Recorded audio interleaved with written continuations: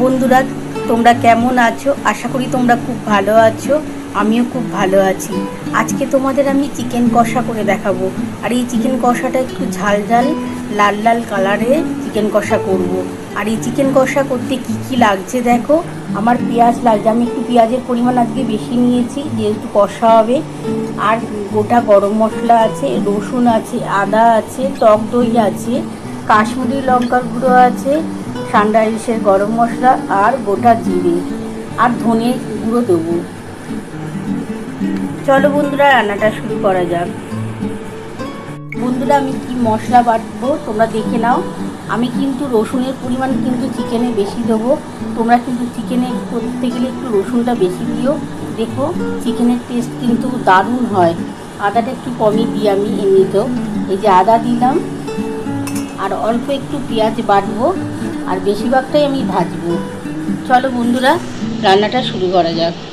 বন্ধুরা দেখো, আমার কিন্তু মশলাটা বাটা কমপ্লিট হয়ে গেছে। এর মধ্যে আদা, রসুন আর পেঁয়াজ একটুখানি বেটে নিয়েছি।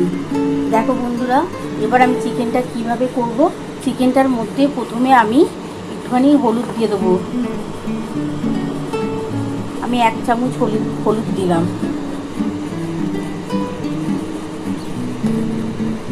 আমি 1.5 চামচের মতো নুন দেবো। তোমরা কিন্তু তোমাদের পরিমাণ মতো দিও। আমি দেখো 1 চামচ দিলাম, আর 1/2 চামচ 1.5 চামচের মতো নুন দিলাম। আমি 1 চামচ ঝাল লঙ্কার গুঁড়ো দিলাম।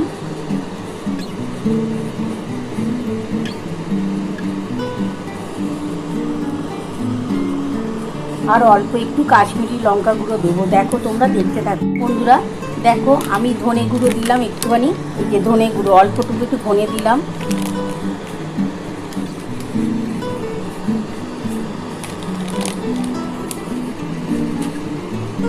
আমি এই যে জিরে গুঁড়ো দিচ্ছি, সবই অল্প অল্প করে দেবো। আর এই যে দেখো সানরাইসের কাশ্মীরি লঙ্কা গুঁড়ো দিলাম। এটা কিন্তু রং হওয়ার জন্য দিচ্ছি।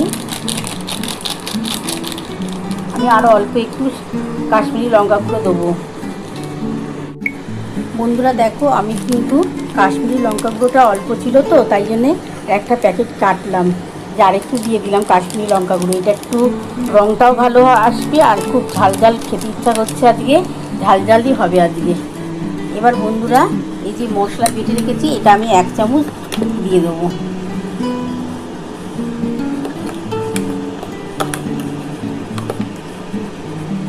এই যে এতটা দিলাম, 2 চামচের মতো দিলাম।